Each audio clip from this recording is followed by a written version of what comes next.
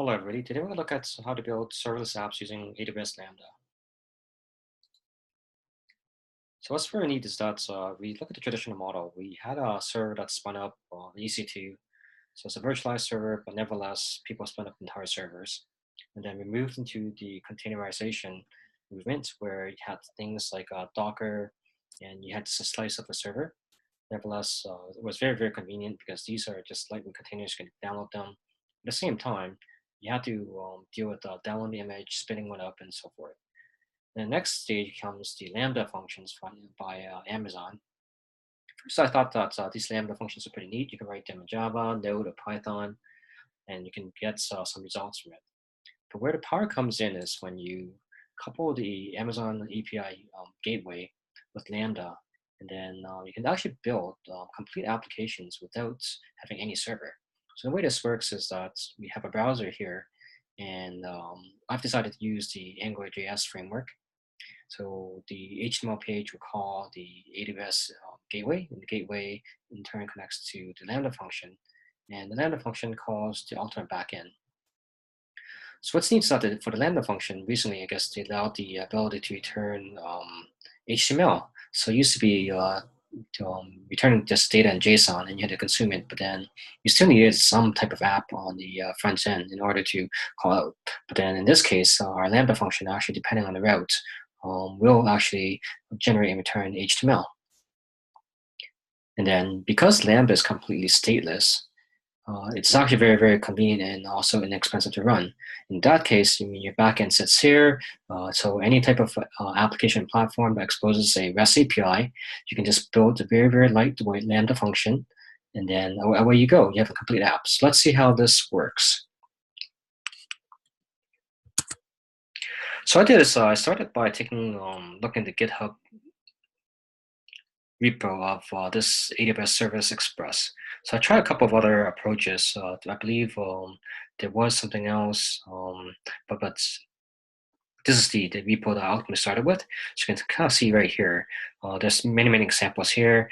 This particular example probably is overdone because it's got like way too much stuff. But so most examples, it's probably jam-packed because it wants to let the user use all of the features. So let's take a look at how this works.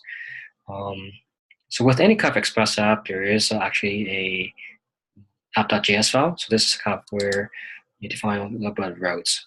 So for example, here, anybody that's posting / will get, for example, this homepage. If you go to this / user, which is more of a noun for the RESTful kind of services, returns the list of users. If you go to the user and then the ID and so forth.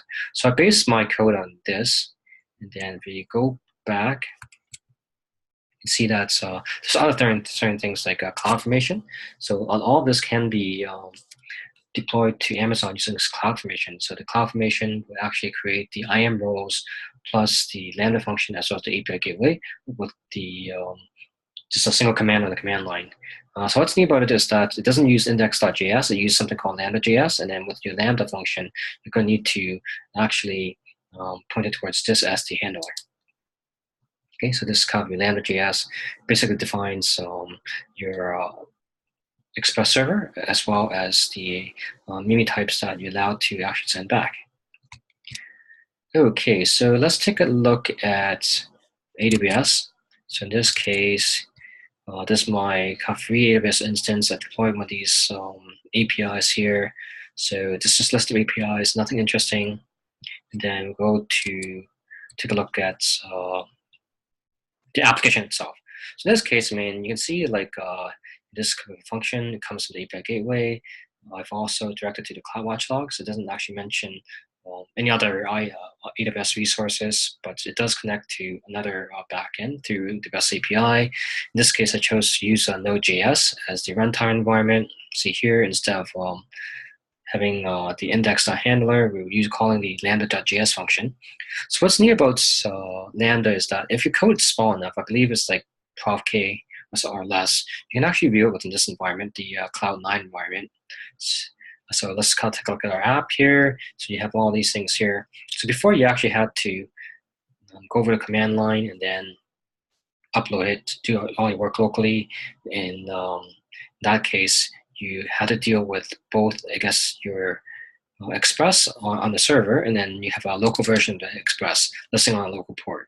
But because you can edit everything in line, there really isn't need to do this anymore. So if you want to do any changes, you can actually do code directly in this cloud IDE. And for a lot of people who are familiar with Salesforce, this is exactly what you do.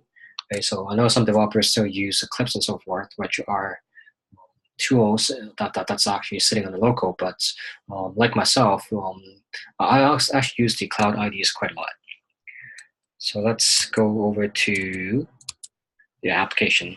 So I'm not going to talk about the login page, but basically this is actually a page that's rendered by the Lambda function. So you can, using the Angular framework, you can do this, do quite a bit within a short period of time. So for example here, let's look at the country object. What's happening now is, as soon as I click on this, there's going to be a REST remote call to the server to refresh this part of the section of it.